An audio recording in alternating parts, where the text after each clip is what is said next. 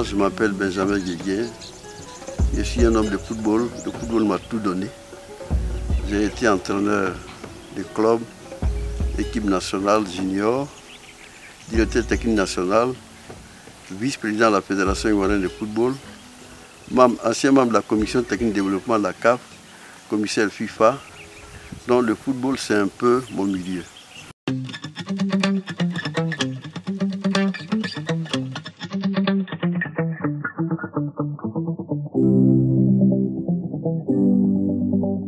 Cette académie a été créée en 2006. En 2006 que le projet, on a mis les statuts en place. On a ouvert en 2014. Nous avons deux catégories de jeunes. On a 20 qui sont de U15 et 20 en U17. L'école est bâtie sur une superficie de 12 hectares qui est la propriété de l'académie. 12 hectares avec 3 terrains de football, 2 terrains qui sont utilisables actuellement et le 3e terrain qui est en finition où on doit mettre la terre pour gazonner. On a un bâtiment qui abrite 16 gamins dont on a une capacité de 43 lits et un appartement qui sert de salle de réunion et deux fois le petit déjeuner quand on fait les tournois. Nous sommes en construction d'un vestiaire. Qu'est-ce qui a motivé la création de ce centre? J'ai eu la chance d'être le premier directeur du centre de haut niveau en Côte d'Ivoire. C'était une structure de l'État. Et à ce niveau-là, on avait mené une opération à travers toute la Côte d'Ivoire. Nous avons travaillé sur 3000 jeunes. Sur les 3000 jeunes, on a retenu 100. Et en définitive, on a fait une sélection de 50. Il était à l'INJS. Et parmi les 50 là, on a eu 10 joueurs qui ont eu un contrat professionnel.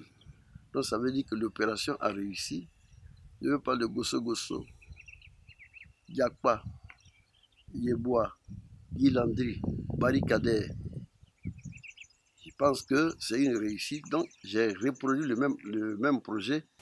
Et la plupart de nos gamins là fréquentent le lycée et les collèges de Ouagadougou qui est à 1,5 km. Donc les 90% des jeunes vont à l'école. Je ne pourrais pas dire que c'est vraiment un sport-études, mais c'est tout comme. Parce que moi, je n'ai pas encore l'établissement pour recevoir les profs, mais je les envoie dans les lycées où nous sommes en collaboration avec les professeurs principaux pour avoir leur calendrier, leur programme. Et ça leur permet d'avoir 4 séances d'entraînement par semaine, ce qui est déjà bon. Et je voulais quand même profiter de cette occasion pour remercier les parents qui nous appuient, qui nous aident à l'encadrement des enfants.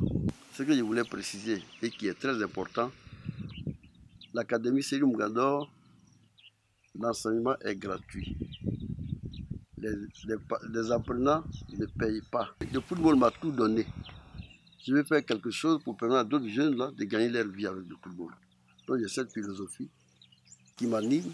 Et cette année déjà, après 4 ans, nous n'avons pas attendre 6 ans.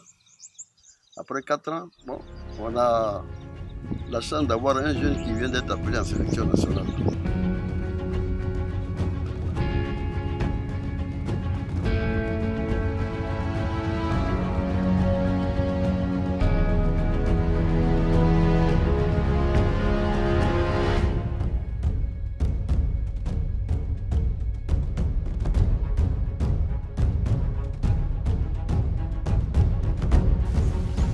Je vous ai déjà dit que Dieu donne un talent à tout le monde.